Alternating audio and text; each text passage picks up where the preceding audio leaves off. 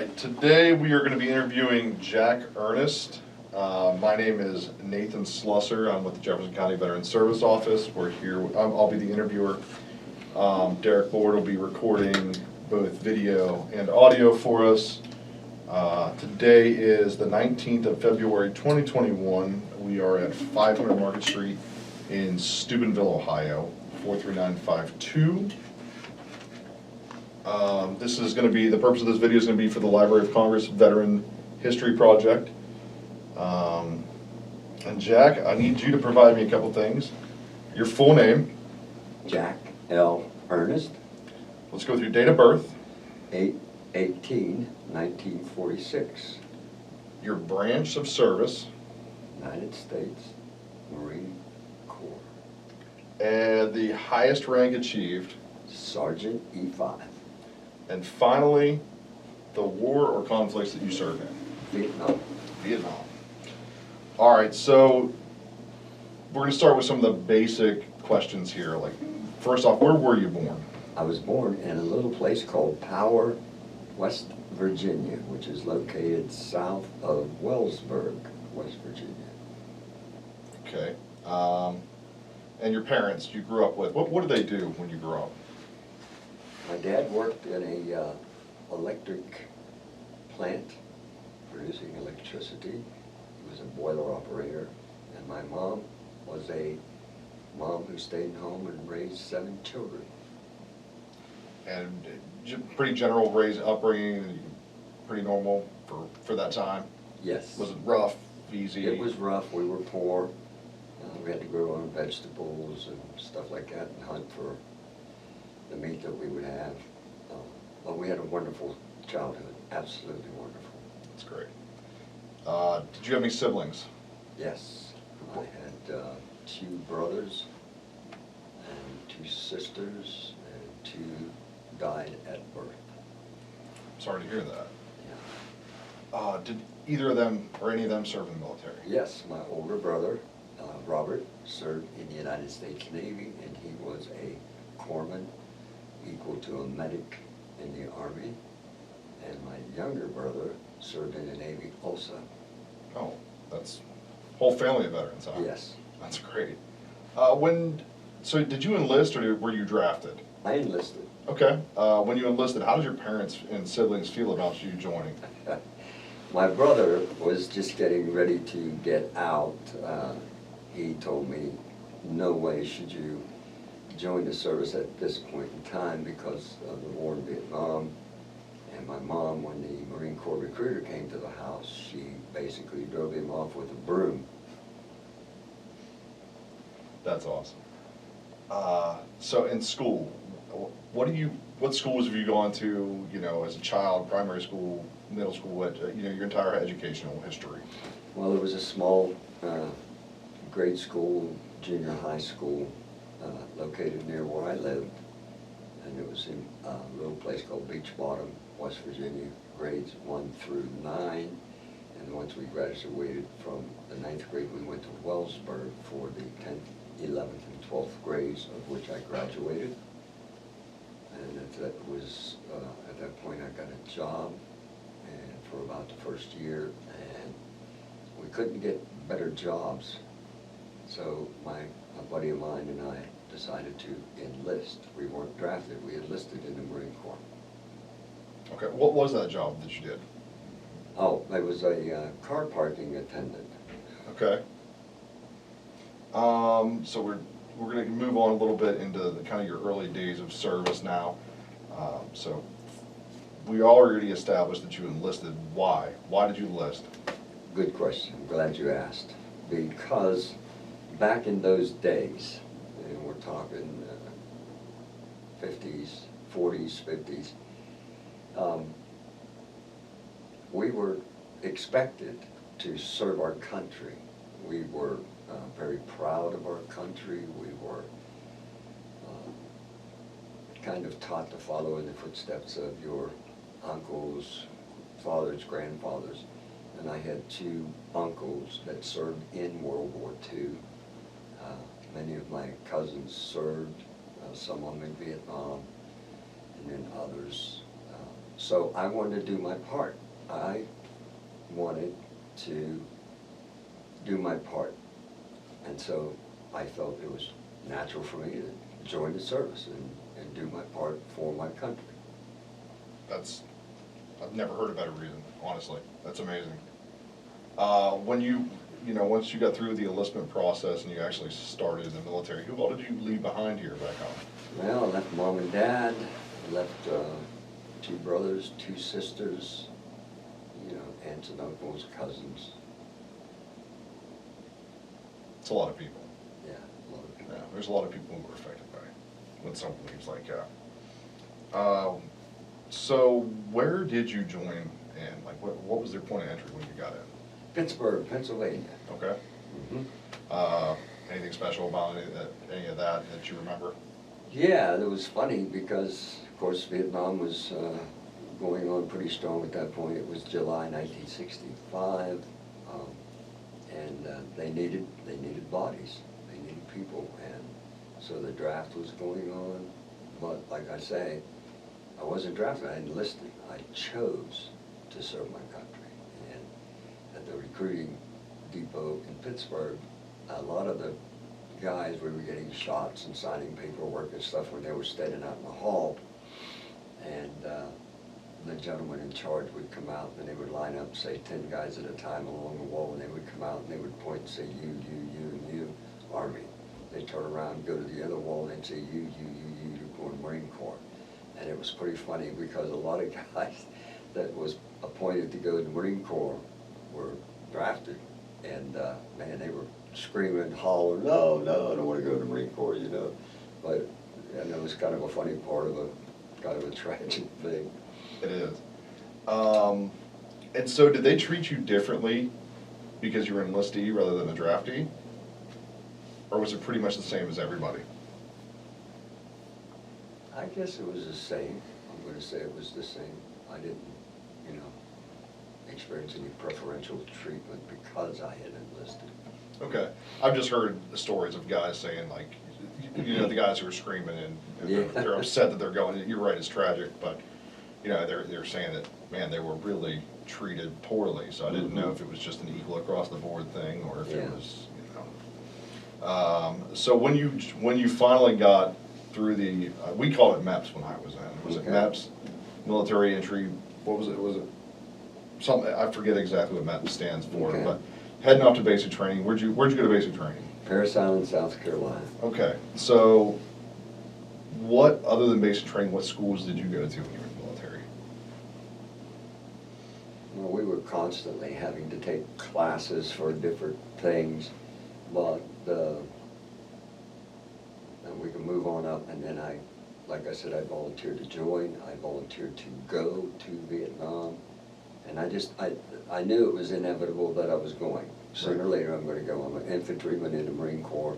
I knew that eventually I'd be going, so a buddy of mine that we grew up together, went to high school together, we both chose to join the Marines and volunteer to go to Vietnam because we wanted to try to stay together, but that ended once we landed in Da Nang Harbor. He went one way and I went the other. But during, I think the stands out the most for me is I was chosen to attend Vietnamese language training in Okinawa, Japan. I was already in Vietnam, had been fighting for 5 months, and then one day I was called up to the command tent and the captain said, pack your gear, you're flying out in the morning. And I said, sir, do you mind if I ask why and where I'm going? He said, yeah, you've been selected to go to Vietnamese language school in Okinawa, Japan. So he said, get your stuff ready, you'll be flying out in the morning. Okay. So you went through basic, you went through infantryman training, right? And then the Vietnamese school. Yes. Any of those trainings, was there anything that stands out, any instructor in particular, or any event during training that was, really shocking or, good, bad, indifferent, however, whatever you remember? I think in the Vietnamese language training was very, very challenging for one thing, especially to learn an Asian language. And Vietnamese language is horrible to learn. But the thing that challenged me was that I remember our instructor, who were Vietnamese, and the instructors told us that what you learn or don't learn while you're here will affect your fellow Marines. So pay attention and learn, because if there's something you're just not paying attention, that may cost one of your fellow Marines his life. That's heavy. Very heavy. Yeah, that's extremely heavy. I bet that felt like it put a real heavy weight on your shoulders, Yeah. knowing that. It did, so therefore I applied myself even more. And a lot of guys, after classes were done, and we went to class 5 days a week, 8 hours a day. And it was intense, because back in those days, I'm talking in 66, 67, we didn't have all the modern technology that we have today. We had old reel-to-reel tape recorders, and we sat in a little booth. Each one had an individual booth, and you had to, take notes and write stuff down and watch the instructor. But after having heard that, it caused me to become more involved in learning, rather than just being there and putting in my time, and then after we get out of school, just to go out and drink and do, whatever. I needed to apply myself, and I did. Okay. Were there any tests, or like how did school work? I mean, did it, for those of us who don't know, was it like just a straight through, you learn certain things, you move on, or was there a test? And if you didn't pass that test, did you fail out? How did that all transpire and work? There was tests, but there was no test to where if you didn't get a certain percentage, you just dropped out and then send you back. But often they would use literally visuals. Like, for example, they would hold up an orange, and the instructor would never say orange. No English allowed. They would hold the orange up, and this is, learning by sight, learning visually. And they would hold that orange up, and the instructor, like I said, being Vietnamese, they would hold the orange up, and all eyes are looking up on the stage, and she or he would say, "Tam, tam." That's, in the Vietnamese language, that's orange. Or she would hold up an apple, or a pistol, or a grenade. And they would speak what that item was in Vietnamese, so that whenever you were to see it, sight association. And if you saw that, then you would learn what that was in the Vietnamese language. Okay. Was this a multi-service school, or was it just Marines with you? No, it was multi. Okay. Multi. Matter of fact, it was conducted on an Army base on the island of Okinawa. We went to it was an Army school, actually, that we attended. So it was, multi-service. That's cool. I'm going to move back a little bit. After basic training, what was your first assignment? My first assignment was, I was placed in 1st Battalion, 8th Marines, and then we were deployed on what they called a Mediterranean cruise, where there were like 6 or 7 ships in a fleet. And then we would, for 8 months, we cruised around the Allied ports of the Caribbean, or the Mediterranean. And there was a whole battalion of Marines on all these ships that was ready to be deployed at any given moment, and we could hit any one of our Allied ports within 2 to 3 days. And we would land, and we could just go ashore and do whatever needed to be done. That's all. That's kind of the Marines' mission, isn't it? Yes. To be a mobile force that can Right. be there and kind of take care of business Mhm. almost immediately. Yeah. Where's the 8th Battalion out of? Is that stateside? Is that overseas? Oh, we were out of Camp Lejeune, North Carolina. Okay. Mhm. Okay. So before going to language school or linguist school, Mhm. Did you have any specialized training on equipment, any specialized gun training or weapons, Yeah, anything? yeah, we had to learn in and I don't want to say it like but in the Marine Corps, we had to learn to fire every weapon that we had at our disposal. Like we had to learn how to fire, of course, your rifles. We started off with the M1 rifle, then the M14 rifle, and not only that, and then of course the .45 caliber pistol. In our classes inside, not on the rifle range, but inside the classes, you had the classes first and watched the instructor, and then they taught you how to disassemble the rifle, the pistol, and then you were blindfolded. And you may say, well, what's up with that? Why would you be blindfolded? Well, let's say you're fighting at night, your gun jams, your weapon jams. You have to know how to disassemble that weapon, whether it be a rifle or a pistol, and clear the jam, fix the problem if possible, reassemble that rifle or pistol, and get back into action as soon as possible. Why? Well, your fellow soldier or your fellow Marine depends on you. And that's one of the things that we call brotherhood. You know, we say so easily, we'll say, hey, I got your back. I got your back. But do you really understand what you're saying when you say that?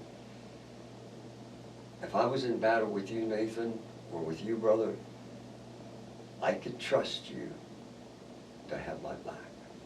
Because when you said, Jack, we got this, or I got your back, I could continue fighting, advancing, or whatever, knowing I'm not alone. Not alone. And that's something I don't think a lot of people, as you said, people don't understand what that means. No. And I think that, you know, hopefully discussions like this will be able to help some others understand that. So, back to that training a little bit. I know, in my experience, they try to put us under pressure. They try to put us under stress. Absolutely. Obviously, the blindfold is a stressful situation. Mm-hmm. But were there any other stresses incorporated in the training of, you know, your weapons assembly or disassembly, or any of your trainings? I mean, I know it's not, the military in itself is not an easy lifestyle, but you know, in that capacity, did they try to do any stressful stuff? Yeah, you had to, well, the physical part of it, when you're going through basic training, your boot camp basic training, you were pushed to your limit. You were pushed to keep going. If you fall down, get up and keep running if necessary, if that's what you're doing. If you're climbing a wall, trying to scale a wall. Some guys were stronger, some guys were in better physical condition than others. And you know, you're starting to climb up a wall, man. And it's like, wow, man, I can't get up this thing. And all of a sudden you feel somebody behind you, shoving you, or putting their hand out for you to step on to get over. Once again, the brotherhood. And I think that's one thing that makes the American fighting man so awesome, is that we take care of one another. And so much of the training that, you know, we had to learn. For example, why, if I'm going to be a rifleman, why do I have to learn the characteristics and the mechanics of firing an M60 machine gun? That's not my forte. I'm a rifleman. I need to know all there is to know about a rifle. Why do I also need to know how to fire an M60 machine gun? Well, here's why. Nate is an M60 gunner. Nate gets hit. He's out of commission. Maybe he was killed. Somebody has to be able to pick up that M60 machine gun and carry on the fight. And if you weren't trained in how to use that weapon, then that weapon becomes useless and the enemy has an opening in your defense. So that's why we were trained with every weapon that we had in our arsenal. We had to know that if an M60 guy goes down, Jack runs up, or Derek runs up, picks up that 60 as if nothing ever happened, continues to fight, continues to fire. And that's why we were trained so intensely. Yeah, I remember, I always said that no one person was the glue of the military. I mean, Amen. none of us were the glue. You're And right. it's, I mean, it's still going on without all three of us Absolutely. today. Yeah. And I think that's the important part of the way that we all learned and trained and, Right. you know, Yeah. did our jobs, essentially. Yeah. What did you, so the next question is, did you receive any, obviously, you were an E5 sergeant. Yes. We covered that. Mhm. So obviously you promoted. Was there anything special about your promotions? How was the Marine Corps promotions in the Vietnam era? Well, if you were in Vietnam, literally in Vietnam, the promotions, I guess we referred to them as battlefield promotions. Okay. What's the other word? Meritorious promotions. And so I went to Vietnam as an E3, which would be in the, I don't know, in the Marine Corps, Lance Corporal, E3. Okay. So I don't remember how long I was in Vietnam, months. Then I was promoted to E4, which is a corporal. And then I received my promotion to sergeant once I got back into the United States. But they needed leadership.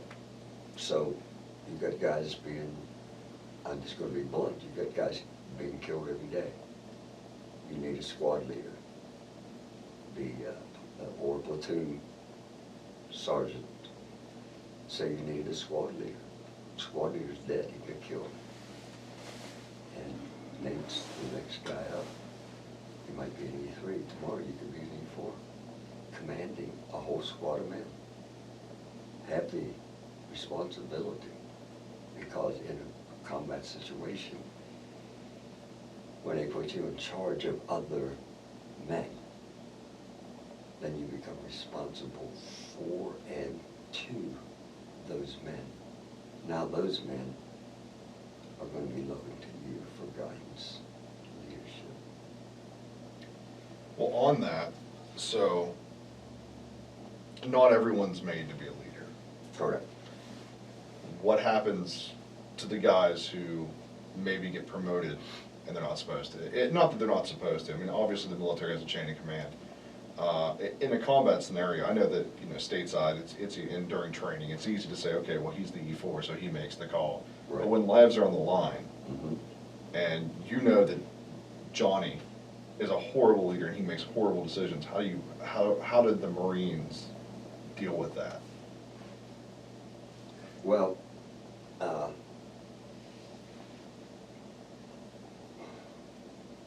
in combat, because I'm speaking as a combat veteran, so I know Right. I can speak best about that. We didn't have guys weren't put in leadership positions unless they expressed leadership qualities. They would not. Now, back in the States, I'm sure that can be different, but during a war zone, you know who knows what. You know who can be trusted. You know who should be promoted and put into certain specific roles. So I don't think that we dealt with that. Okay, yeah, because I mean, again, drawing from my experience, which is a different time frame, completely different, Right. different branch of service. Mm-hmm. We take a test to get rank. Mm-hmm. So it's not really based on leadership ability. So in combat, it's completely different. It's Yes. not about the guy who can answer the most questions right on a test, Correct. or who's next in line, quote unquote. It's the best and most effective leader Right. who gets promoted. Yeah. Rather, okay, that makes total sense. Mhm. And it seems like a smarter way to Yeah. do things than, just the basic test idea. Right.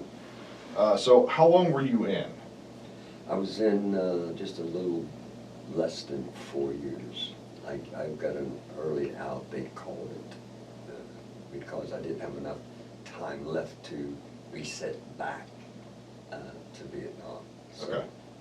I got out like 4 months early, so I was in 4 years. That was my assignment, my enlistment time, 4 years. So I think 3 years, 8 months total time. I'll give that for you. I would consider Give that me for four? you. Yeah, I'll take that. Four I'll for give the you Corps. Yeah. So we'll consider it like Okay, that. 4 for the Corps. No, but really, what I was trying to lead into, it's more of a transitional question is, they were asking about military lifestyle, and it sounds like yours was mainly in Nam, or on a ship or deployed. So, Right. what was the hardest part about that military lifestyle that you were living for you, or what was it like in general? It doesn't have to be the hardest, but what was it like in general, and then also what was the hardest part? Okay. Back to Vietnam. When you're deployed, you guys were deployed, whether it's combat or not, you are separated from your loved ones. And God forbid if you happen to have been married during your time in the service. I think that separation from family is a very, very difficult thing for all of us, whether you're deployed into a combat situation or not. I was deployed, like I said, 8 months in the Mediterranean, no combat, but still 8 months away. And guess what happens during the year? Holidays, whoa, Thanksgiving. What did we do before we went in the military? Thanksgiving, oh my gosh, everybody shows up in one place and we're all having a great time. Haven't seen you in so long and whatever. And then Christmas, oh my, everybody's supposed to be together around Christmas. Gift exchanges. 1966, I spent Christmas alone on a hilltop overlooking a valley, which was famous for enemy troop movements, by myself, sitting on a pinnacle with my rifle, binoculars, and sea rations. So there I am, sitting there on Christmas Day, just a kid, thinking about, wow, Uncle Rob's coming over, Aunt Lucy's coming over, Dad and Mom, little sister, brother, they're all together. They're opening gifts. Man, I wish I could be there. And so here's this young kid, Marine, sitting on this rock. And he does something that Marines aren't allowed to do. He cries. I think that's understandable. He cries. So, being in the service is a great, great sacrifice. Currently, I have a nephew that's a E7 cavalry sergeant in the Army, getting ready for his third or fourth deployment. He's got a wife and 3 wonderful little sons, and he's going to have to say goodbye. Pack it up, kiss his wife, and go get in his car, drive to the base, airport, gone. How long, we don't know. Maybe 9 months, 10 months. And his kids are growing up. He's getting older. But listen, this country, to veterans, is worth it. We believe that whatever happens, I choose, and life is about choices. I choose to serve. my country is my fellow man. I choose. Nobody's twisting my arm. Nobody's got a gun at the back of my head, pushing me down a hallway. I choose because I care. And I love my country because look at all the ones that have gone before me to ensure that I possess the freedoms that I possess today. So therefore, I'm going to follow in their footsteps to ensure that your grandkids can grow up in freedom. And I assume you'd do it all over again, I would, in a heartbeat. right now.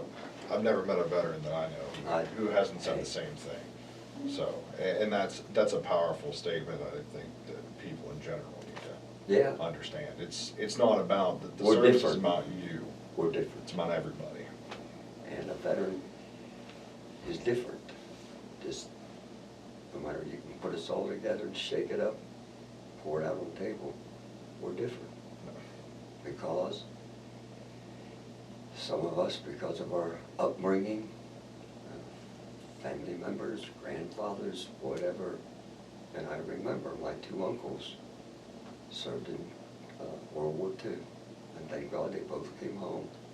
They both came home with both legs, both arms, but their minds were different. But they went to work, made a living, produced a family.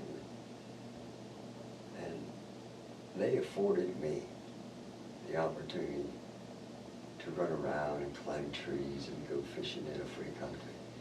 And so when I become of age, I looked at all that and I thought, my turn, my turn. And I stepped up to the plate, willing, happy to do it. And I volunteered to join, I volunteered to go to Vietnam.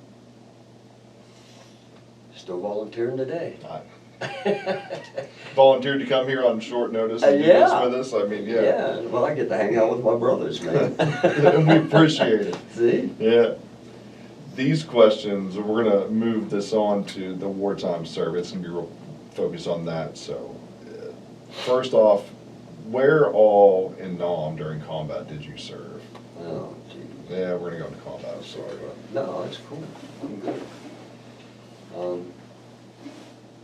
I got to Vietnam October 1966. Went to Vietnam on a ship. Took us like 28 days to get there. And the ship was a merchant marine ship, they called them. And there were Army guys on there, Marines, I don't know what other branches, but we were all together, going to do, you know, a together thing, serve our country. And so when I got into Vietnam, they gave us weapons, flak jackets, helmets, cartridge belts, and set us south. We went south of Da Nang to an area called Chu Lai. It was down on the coastal area of the South China Sea. And then we served there for a period of time. Then our battalion got orders to move further north, and we went to an area called Hoi An, Tam Ki, and one of the places that you did not want to go was called Hiep Duc, H-I-E-P-D-U-C, Duc. And it was very, very famous and well known for large concentrations of the enemy. Skilled, trained NVAs, which stood for North Vietnamese Army. This wasn't just the local farmers taking up arms. This was the trained North Vietnamese Army. These guys were as equipped as we were. They had helmets, they had the whole shebang. And so that's where we got into a lot of the heavy fighting in that area. Now, you speak of the NVA. My experience was, I always respected the enemy. Mm-hmm. I mean, we were all doing our job. Right. I mean, we may not see eye to eye on a lot of things, but I think that a lot of people forget that these people were doing what they think is right. And again, like I said, I respected them. They were trained like we were. They were fighting for their country. Did you have any experience in that aspect where you would kind of deal with them face to face or close quarters where?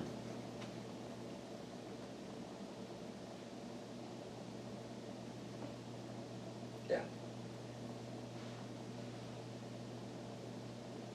After I returned from Okinawa and graduated from the language school, when I returned to my unit, I was promoted and transferred into S2 intelligence.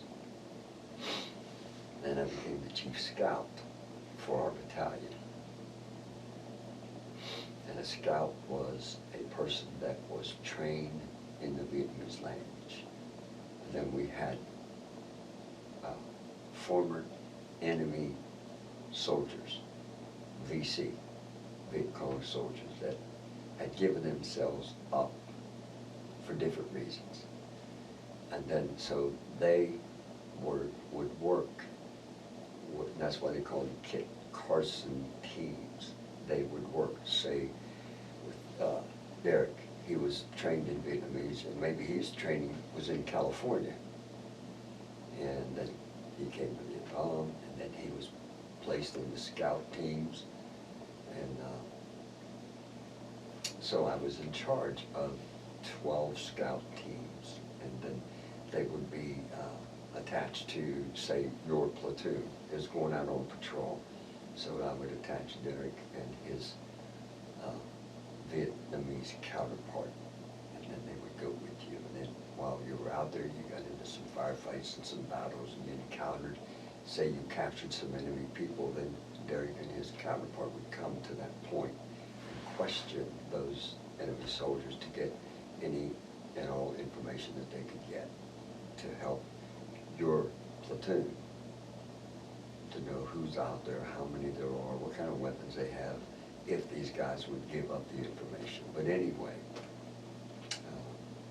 we encountered a lot of that kind of stuff. And then we had a POW camp in our battalion area where we kept the prisoners, and we had to interact with them every day.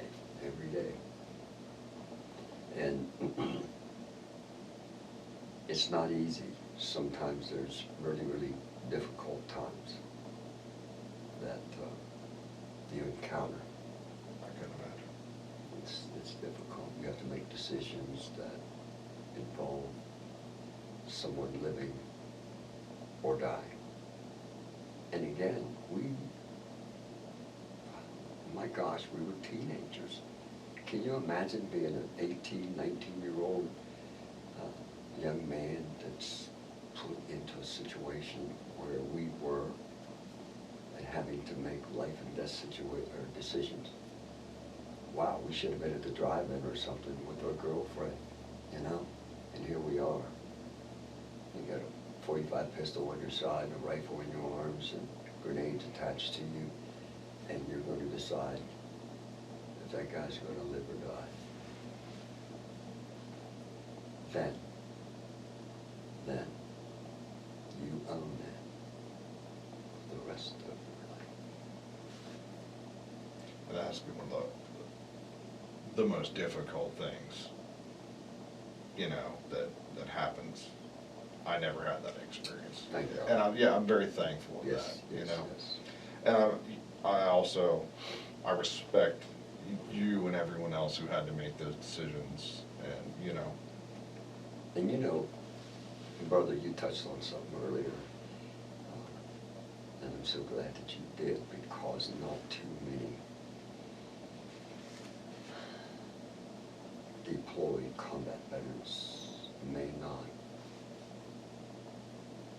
agree with it or even mention it. But when you talked about that was their country, remember you said earlier, you said that's their country, that's their, and the thing is, like when we were in Vietnam, what would we do here if our country got invaded? Would you not fight to defend your families in your country? Well, of course we would. Yeah. Of course. And so, I mean, I have the right, I earned the right to say what I'm going to say.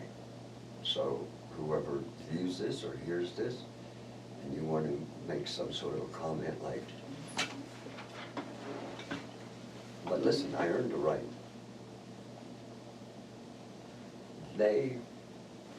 We were the intruders. Now, maybe some of you out there that are listening, and you say, well, wow, man, that guy's, why is he saying that? He's a combat veteran, wounded. How would he, why is he saying that? Well, it's true. Listen, man, we invaded their country. Yes, there was a war going on. Yes, there were people dying. Yes. But it was still their Vietnam. We were sent there, invaded their country.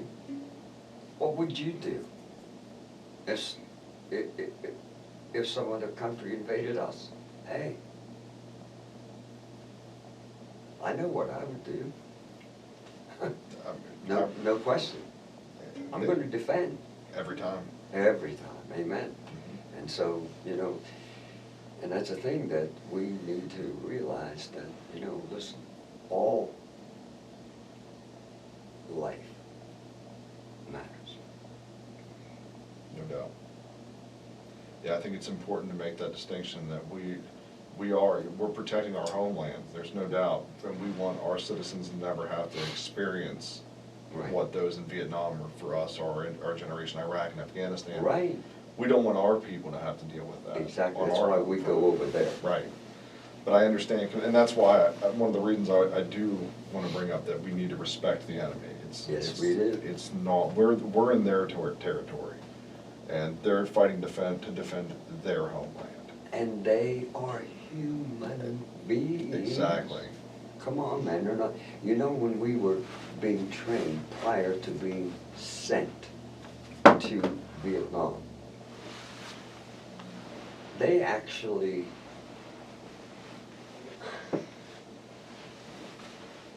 would the word indoctrinated be proper or brainwashed be proper? That we were told, you don't refer to them as Vietnamese, you refer to them as slant eyes, gooks. I hate that word. As if to put into our minds that, so you have to kill someone, no big deal. They're just like, they don't matter. Life has no meaning in their country. Man, come on. That's not true. But they did that to make it easier on us when we had to kill someone. Dehumanization is something that has to happen. Absolutely And has to be done. It's a lot easier to do it to an 18-year-old See? than it is to do to a 40-year-old. Yeah, you can't get away with that now. I mean, like, you know, I'm 74 years old. You want to send me back? Yeah, I'll go. But it's going to be different how I look at things. That's why they don't want to send us. They want to send these young guys that they can brainwash. Yeah. And you know, it's really a difficult thing. You know, and it's not that, just to make it clear, I don't think you're downing on the military at all. No, not at all. I'm not either. I mean, I think that the military is a great experience Absolutely. for everybody. But, you know, there's the reality of life. You know, everything has two sides to the coin. Amen. And I think that it's important that, you know, hopefully, or maybe some young kid will pick up on this video one day or see what we're talking about. Yeah. And they'll understand a little bit better what they're getting into. Right. It's Yeah. impossible to fully grasp the life and death Cannot. situation that you're put into. And, but it's important to know what you're signing up for when Yes. you're 18 years old. Right. You know, raising a right hand, it's not a video game. No, It's not a television show, a movie. When you have, I'll digress a second, but I remember an LT in my squadron who, she got her first kill as a F-16 pilot. She didn't want to fly anymore. See? They killed her. See? She hated it. Her dad was a colonel in the Air Force, so. Oh. Yeah, you can, I mean, they don't always understand is what I'm getting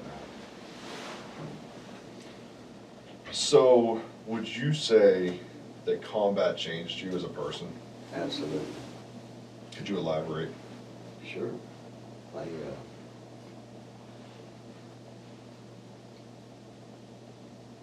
I had an incident, boy.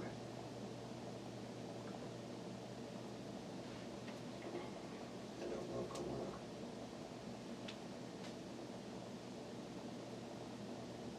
There's a lot of things that happen. And once again, I'm talking combat, okay? And there's a lot of things that happen in just your general service time, whether it's back here or wherever. But most of my experiences that affected me as a person happened in Vietnam. That stuff that I saw, stuff that still affects me today. And in the language that we use now, even in psychologists, psychiatrists, PTSD, and I think we use the word triggers. And so for those people that don't understand that, let me explain triggers. We know that there's a trigger on a pistol or a rifle, but triggers are things that trigger your mind, that comes up and makes you think about something. It stimulates your mind, it triggers you to remember something or go back to something. Like one of the things that was a trigger in my life, and I had to share this with my wife and daughter, so that when it would happen, that they would know how to respond. It was the sound of the blades that a helicopter makes when they're rotating.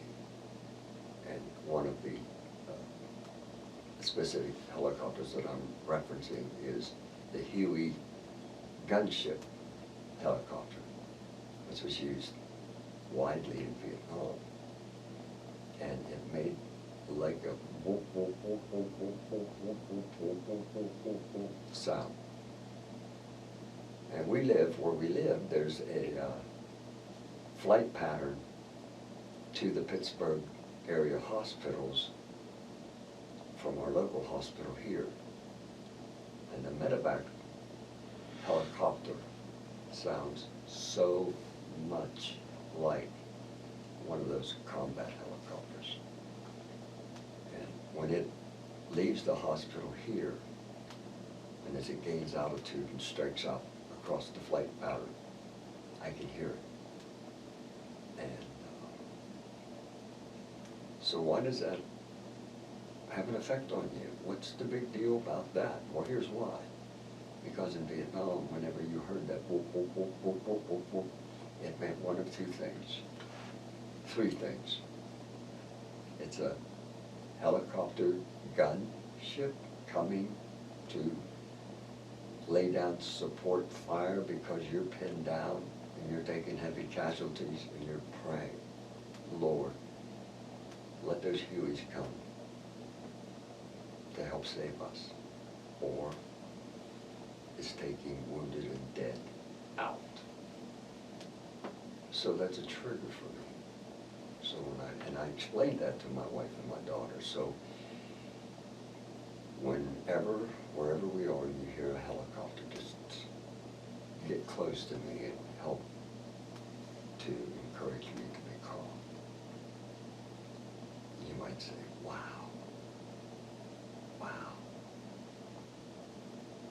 We never thought about something like that. Yeah. Most people don't, because we cannot expect you those who have never experienced that. I cannot expect you to understand that. I can't. But please try to understand me. Well, at least you're lucky enough to have a good support system around you, because a lot of guys unfortunately don't. That speaks volumes. Not just about your family, but you. I mean, Yeah. you've done so well creating such a good life for you and your family, that them to be in there to constantly support you Yeah. is absolutely, that's gotta be second to none for you. Yeah. That's gotta, I mean, and I understand, I try to understand, I empathize how that would, I think combat is traumatizing. Extremely. From the second you experience it, you're never gonna be the same. Minutes feel like hours and seconds feel like minutes, and it's, if you aren't there, you don't understand. Correct. You know, I told when I first went for PTSD counseling in Pittsburgh, VA, and I tried to explain to the psychiatrist at my first meeting, and I could see that she wasn't understanding. Now, I know they go to school. I majored in psychology in college, so I know pretty much where I'm coming from. But you cannot understand me unless you yourself have the old Indian, until I've walked a mile in your moccasins, something to that effect. Right. So the way I explained it to the psychiatrist was, and she says, Mr. Ernest, I understand that you were traumatized. I understand that you experienced horrible things and la, la, la, la. But it wasn't your fault. Yes, you're correct. What you were ordered to do certain things. Yes, I was. But it's still me that did it. Right. How do I get away from myself? I hate that word, but. So I asked her, I said, you cannot ever understand what is inside of me and what I feel, what I carry on a daily basis. Why, when I go to sleep at night, that I all of a sudden wake up with sweat, scared sometimes. You get up and leave the bedroom, and go out and make coffee. It's only 3 o'clock in the morning. My wife is saying, John, are you okay out there? Yeah, I'll be all right. I love you. Love you too. Sometimes I fall asleep, back to sleep in the recliner. And I asked the psychiatrist, I said,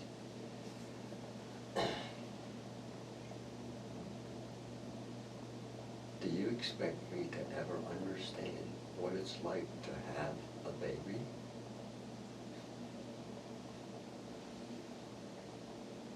I'll never be able to understand that. There's no way I can relate to giving birth to a child.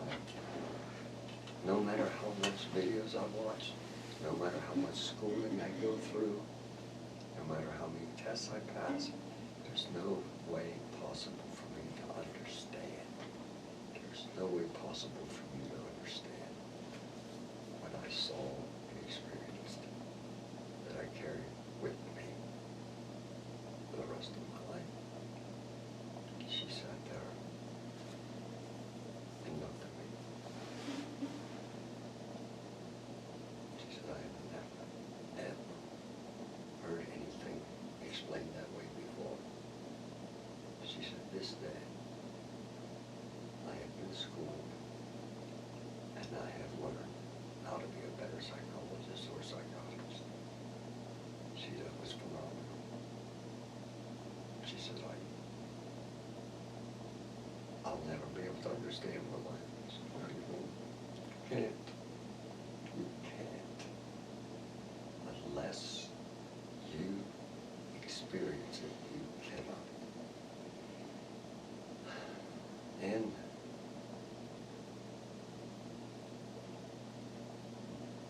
something that veterans,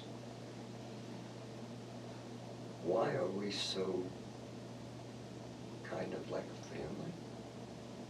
No matter where you served, whether you did or didn't, you were a veteran.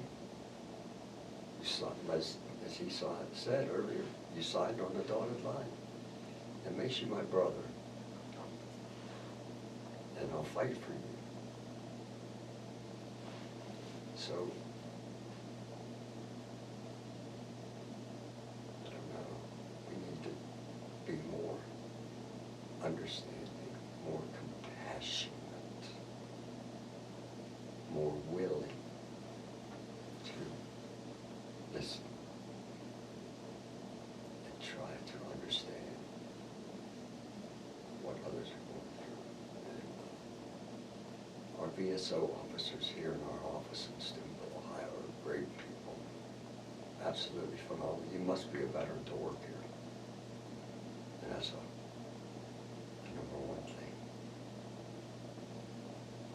These guys, and one of our VSO officers is a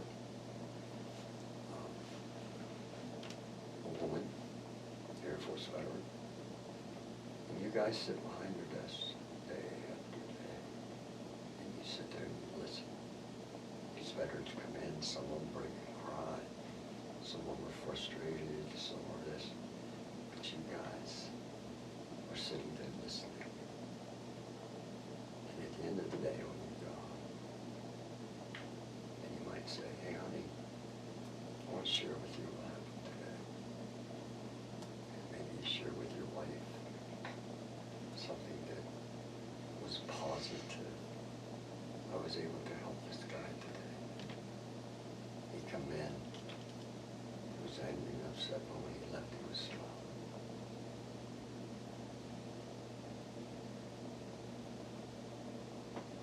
That's what we do, that's who we are, and that's who we will continue to be, because we are a special breed.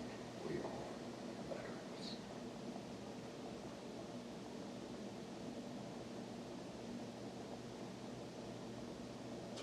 And you have been serving in your community longer than Derek and I. If I'm still serving my community the way you have in 20, 30 years, I'll feel like I've helped half as many people as you, Jack. You've done so many great things. So, yeah. I know that the veterans here in Jefferson County hold you in a very special place. Would you like to move on from the kind of, Sure. Can we move on from Yes, the sir. combat? I don't like the heavy Amen. stuff. Yeah. Yeah. So, this may, I mean, we've talked before, so just quickly, end of service, when you got out, what was that experience like? It was difficult because, like I said, back in the day, and I'm sure with you about the being neglected and rejected, and even trying to buy car insurance, it was hard getting jobs. Once you got a job, you were watched and expected to explode or blow up or kill somebody. And so it took a long time to prove yourself trustworthy.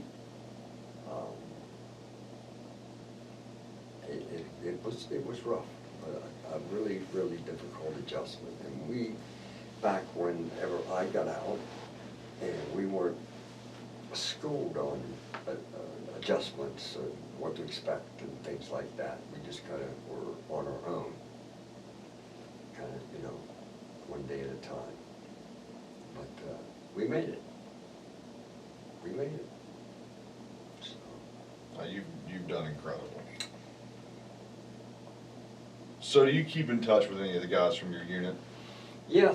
That's good. Yeah, there's a couple guys that I keep in touch with, and we're all getting older. We've got all of us have health issues, and well, if somebody asked me, and you already did, would you do it again? Absolutely.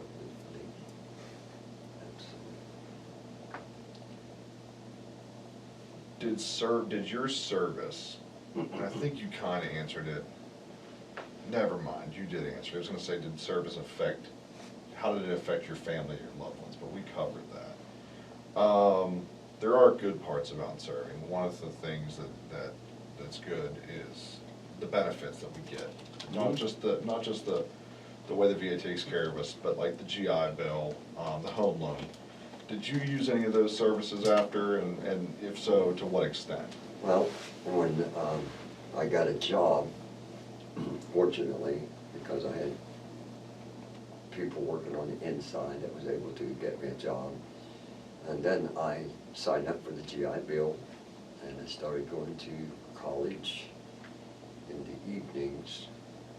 So that was an asset. I never went long enough to earn a degree, but it helped me very much, so I used the GI Bill.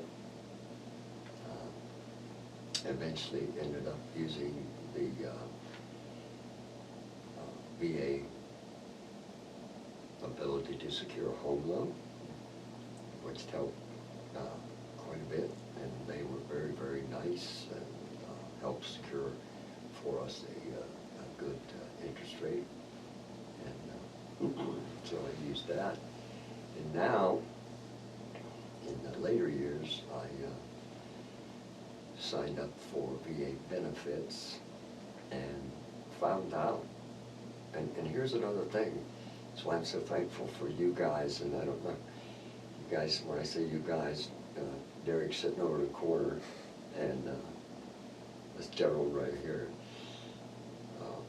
Nathan, that it's so important what you guys do, so vital, vital, vital to help these vets. And that's what we're here for. Let's basically our life right now. But to make sure that the guys know what's available for them. See, we didn't know. I didn't know. All those years that I worked in the mill, and I had very good insurance, but I knew nothing about the VA. I knew nothing. And once a friend of mine who was in real estate, and he had been in the Air Force, and he asked me, have you ever signed up for the VA yet? I said, no, I don't need that stuff. And a lot of that becomes because we think, look, I still have both arms, both legs. The VA is for those guys that, you know, need this and need that, or, you know, handicapped or whatever. But that's not all true. You do, if you serve, it's there for you.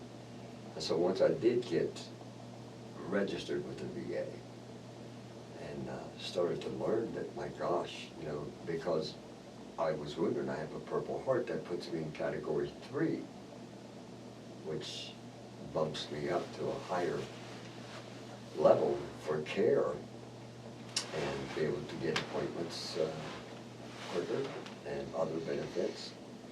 I didn't know. I didn't know any of that. And here I've been paying for my own glasses for years.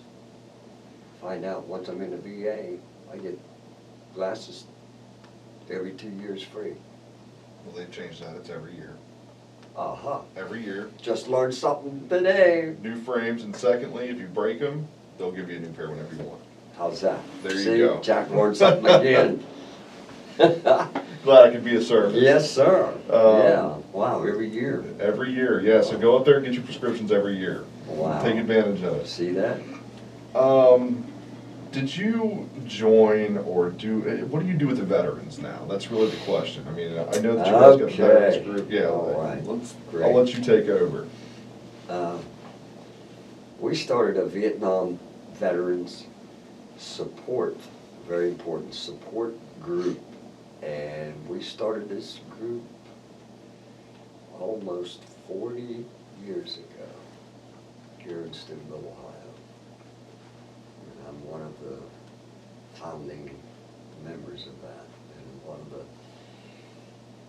brothers that helped found and form have since deceased, but we're still going strong after all that time, and we meet every Wednesday, and it's a support group, and like I said earlier, if you if you're a veteran that lives in the tri-state area and you have been deployed, I just ran into a veteran today that was in the first Desert Storm, informed him of where we meet when, and he said, hey, I didn't even know about it. I'll come down.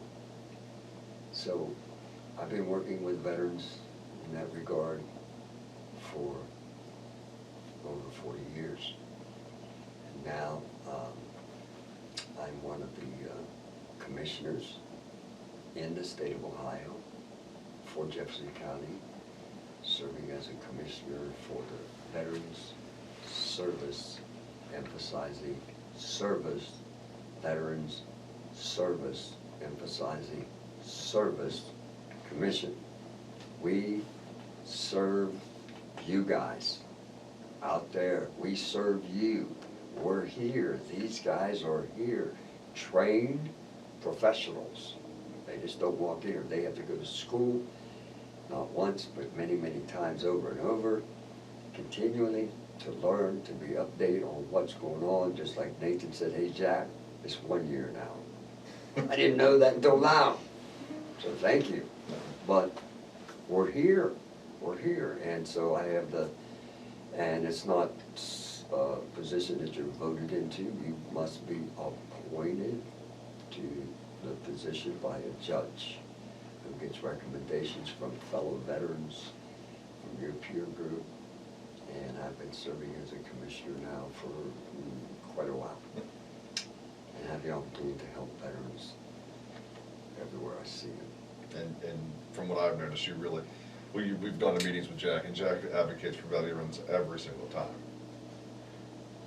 Yeah, it's always about, that's what you look at first every time, I've noticed, and it's great to hear you speak like that. You know, you'd have to come to the meeting to see it, but yeah, it's great to hear it.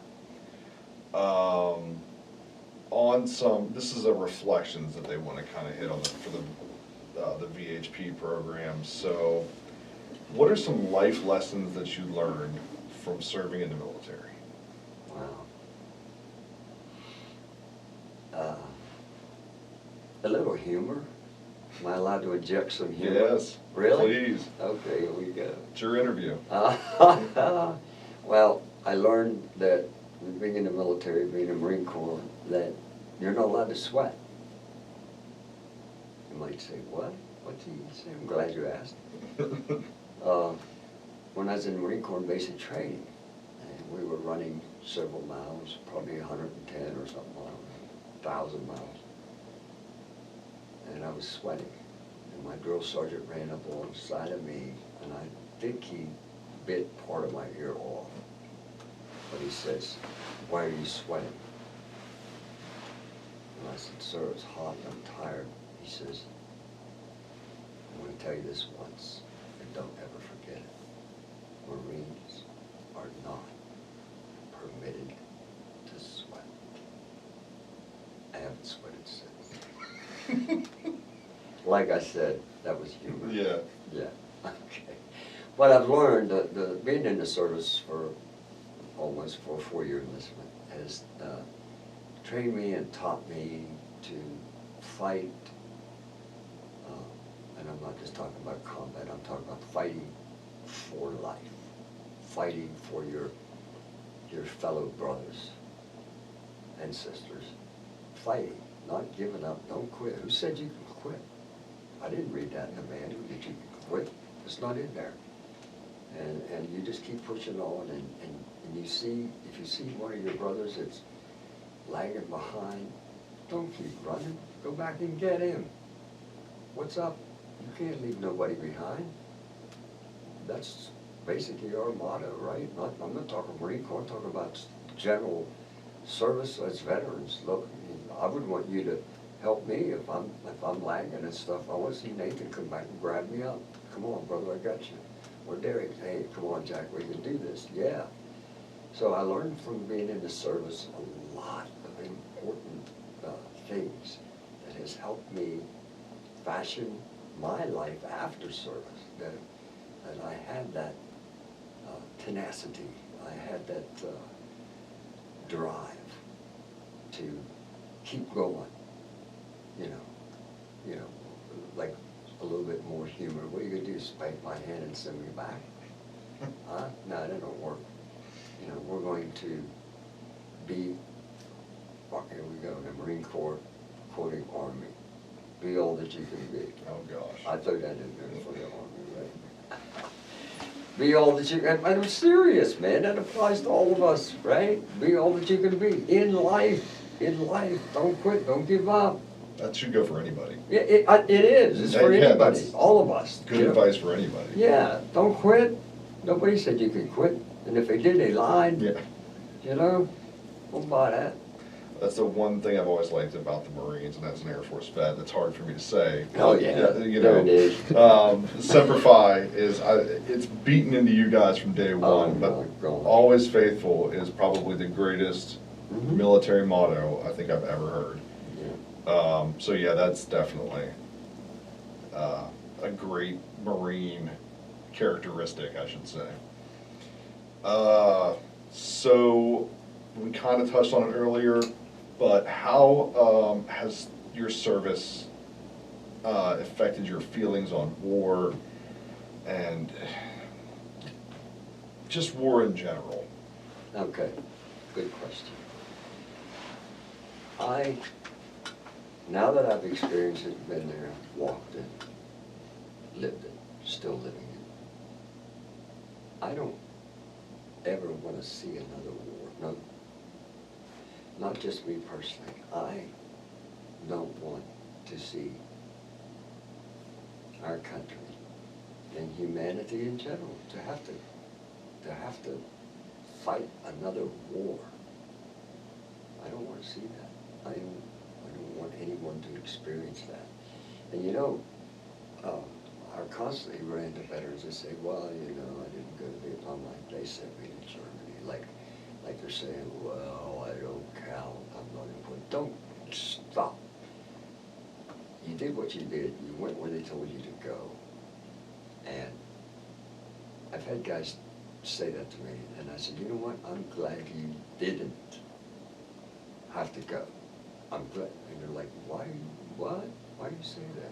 Because I don't want anyone to ever have to see the horrors of combat, of war, where children get killed and old folks die too young, and veterans come back and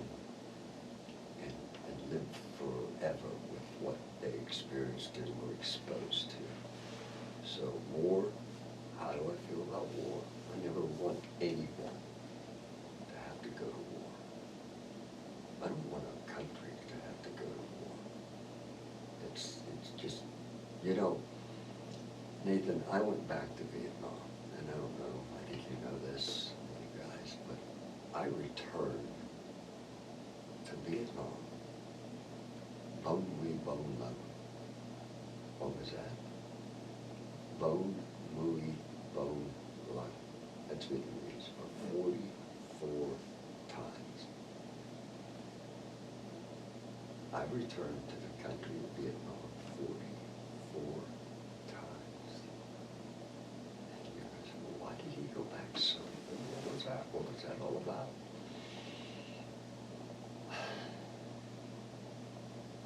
I was invited to go back the first time with a veterans group from South Lake Tahoe, California. They had heard about the things I was doing with veterans and speaking across the country. I went back the first time. It was very, very difficult. One of the most difficult things I've ever done. And then I saw through that 21 days that we were in country, something that I thought God wanted me to continue. So I started taking veterans, Vietnam veterans, back to Vietnam for closure. Wow. Unbelievable.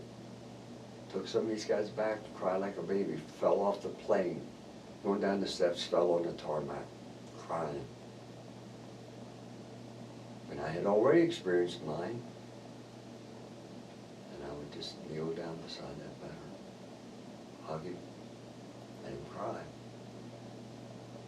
get him up on his feet, go into the airport, go through customs, take a taxi to the airport, or to the hotel. And that veteran began to heal. He began to heal. The people he hated, wanted to kill, he was now hugging these little kids in the square, laughing, hugging these little kids, walking up to old Papa San and shaking his hand. Jack, translate for me. And now that veteran is completely free from his psychotic problems, his fears, living a wonderful life, got a wonderful family.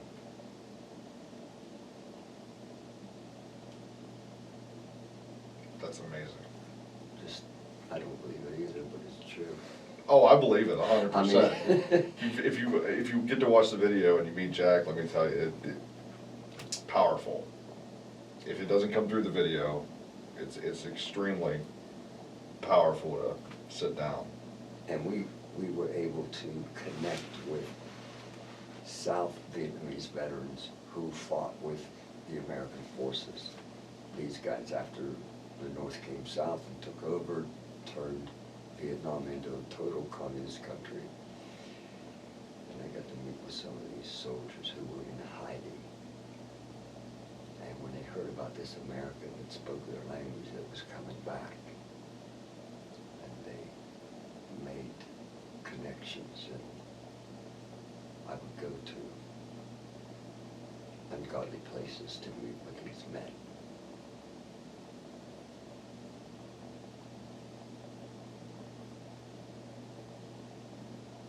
They would cry.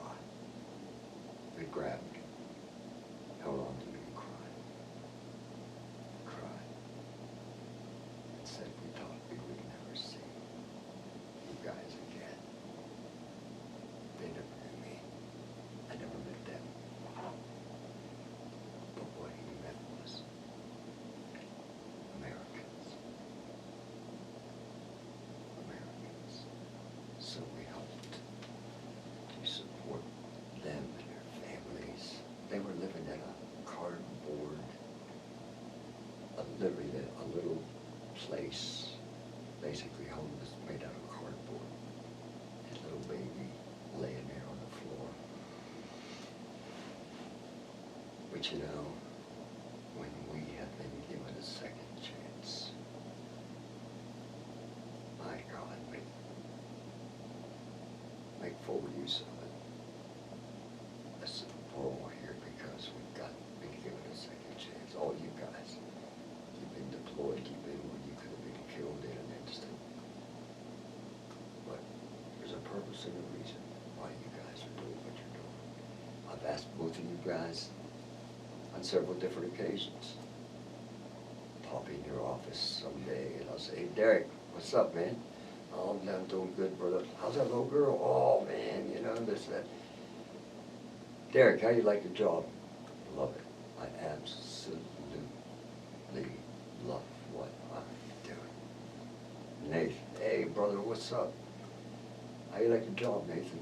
Jack, I can't tell you how much I love this job. Why? Because I'm having the opportunity daily to help my fellow veterans. And when you have an office filled with staff, with that kind of heartfelt attitude, you need help, come to student loan. That's one of the highest recommendations you can get, Matt. Thank you, Jack. Thank you. And I do love my job. I was just telling my wife I know that you today. do. I just, yeah, honestly. Yes, you guys do. So is there anything that you would like to leave future generations with? What's a message, a word of wisdom? I mean, you've lived a very long and prosperous life, and you're extremely successful. That's not a question. What do you have to give? What could you give to the future generations?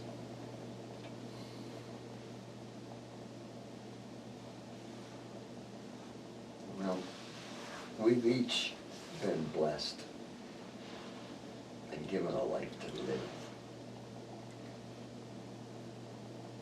My advice would simply be live it to the fullest. Don't be satisfied with second. Strive, fight for what is important. We only have one life, and it's always been my attitude to never quit, never give up. We have one child, a daughter. She'll be turning 50 in July. Raised by a combat crazy Marine. Wasn't easy for her growing up.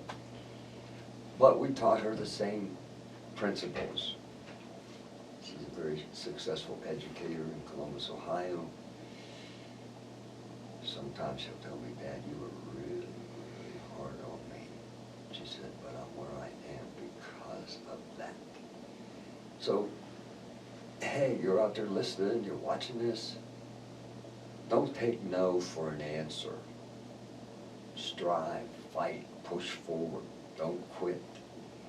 In my personal life, I've had throat cancer. Doctor sent me home to die. I chose to live. I refused to die. Old hard-headed guy. I said, no, I ain't dying. I ain't giving up. I ain't quitting. Lost my voice, couldn't talk. Doctor said, oh, you had so long to live. Really? I ain't buying it. I ain't quitting, I ain't giving up. Had my back broken in 4 places. Put me in a cast where I couldn't move. Called a specialist in from Pittsburgh. I said, I don't need him. I'll be okay. Doctor said, you have to sign a release. I signed a release and went home. Thought I was going to die, but I didn't. I refused. I mean, our time's coming, yes. You know, you're going to live forever down here anyway. But be someone who makes a difference in someone else's life. You guys, every day, you guys have opportunities to help change lives. When someone comes in your office, they can be destitute, they can be down and out, they can be ready to end it. And you have to be that positive force that says, hey, listen, this ain't the end. We can get through this. We'll make it. And just don't quit. Don't quit. I choose not to be allowed to quit. I'm not going to quit. And we've all been through stuff. From birth until now. We've all struggled with things. We've all had times where we thought, this is it, I'm done. Just like when I got wounded in Vietnam, 19 years old, laying in a rice paddy, watching my blood make the water turn red. Is this it for Jack Ernest? Is this where he ends it at 19 years of age? I chose to say no. I chose. You see, life is about choices. No one escapes that. You choose. You know, there's a scripture. If it's permissible for me to talk about a scripture. Oh, you're fine. There's a scripture that says, this is the day the Lord has made. Psalm 118, verse 24. This is the day the Lord has made. And we shall rejoice and be glad in it. It says we shall. It doesn't say maybe. Get rid of the maybe stuff, man. No. I don't do the maybe stuff. I'm nobody special, man. You know, I'm just a guy that has taken, they say, grab life by the horns, or how is it, you know? Be a positive example for somebody else. I hate it when I see people going around sucking on lemons. You ever see that person sucks on lemons? I know what you're talking about. Huh? And it's like, dude, throw the lemon away. Get something sweeter. we have the opportunity to encourage someone else, whether it's in McDonald's, whether it's in Walmart or wherever. You know, you're going down the road and a guy cuts in front of you and he uses that sign language, you know what I'm talking about, that sign language. And he's blowing a horn, yelling at you. Man, you're just driving down the road. Don't let that guy steal your joy. Don't let that happen, man. Be positive. It's like, yeah, it's easy for you to say. Well, if we'd sit down, I'd tell you about my life. You'd say, how can he say that? How can he still choose? But there's the key, choose. So what are you going to do with your life? What are you going to do with your life?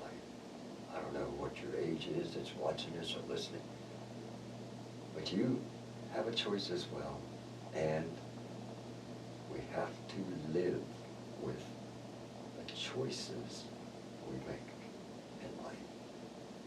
Whether you make good choices or bad, consequences follow. So be a positive person. Try to be happy. I have problems too. I have situations that I got to deal with every day. But I refuse to let negative things control me. When I go to McDonald's, I'm known as Mr. Marvelous. I go there almost every day because I have a drug problem. I'm addicted. Well, here they got this guy that has an addiction. They're letting him do this. Well, don't judge me. My addiction is vanilla lattes. So I'm going to sue McDonald's because I'm addicted to the vanilla lattes. So I'm in McDonald's almost every day. And now when I go in, they say, how are you, sir?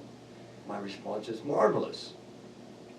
And about 2 or 3 weeks of that, now when I walk into McDonald's, they automatically fix my latte. They don't ask me what I want. And they say, hey, Mr. Marvelous, how are you today? And they say in unison, he's marvelous. I just had a guy hit my car, man. What's up? But all said and done, I walk in McDonald's, get my coffee. Hey, how you doing? Marvelous. But it's a choice. Listen to me, I'm telling you. Choose.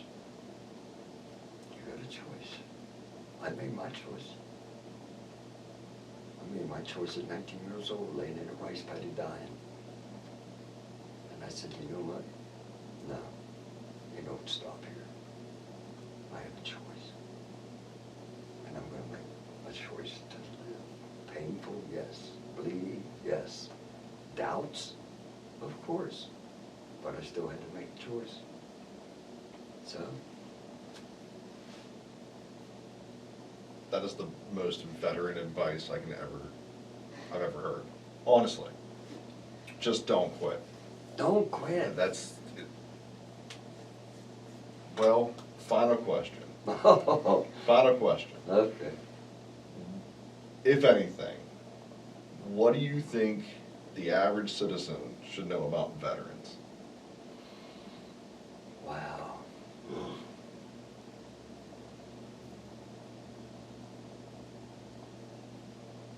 What should the average citizen know about veterans?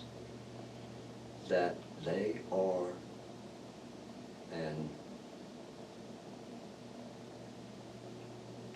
a group of men and women, a group of men and women who have chosen to be servants to their fellow man.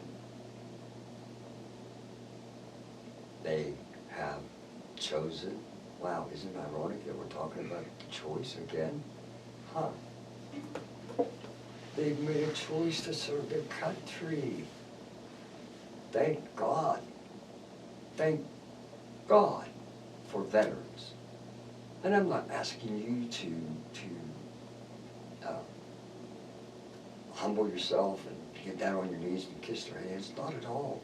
But listen, if we did not have veterans, we would not have a country. If it weren't for the veterans, we would not have freedom.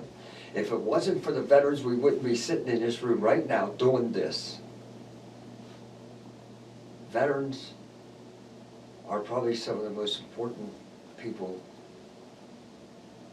that we have. Like I said, World War II veterans are my heroes. What they did enabled me as a little boy to grow up, to be able to go fishing and hunting and swimming because of what they did over there. And the men and women in our armed forces today are doing the very same thing. And we as citizens better wake up and realize that without veterans, we have no country, we have no freedom. So I hope that this interview has been able to spark in you something that would cause either change the way you think.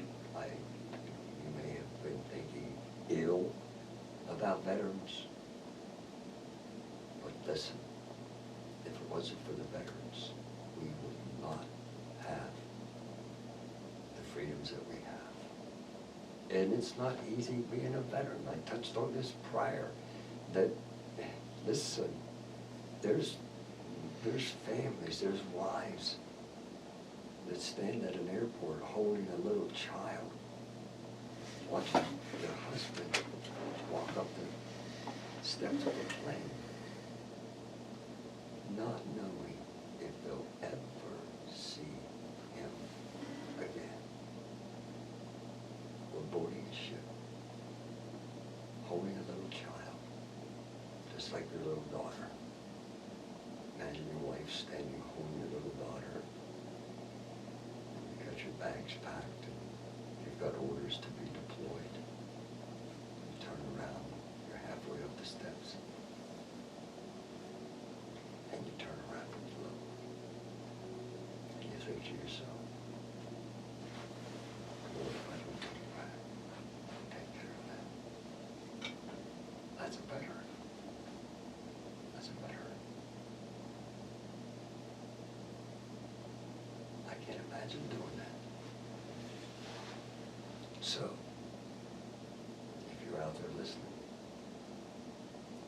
and you ever doubt the importance of our veterans, you better think again.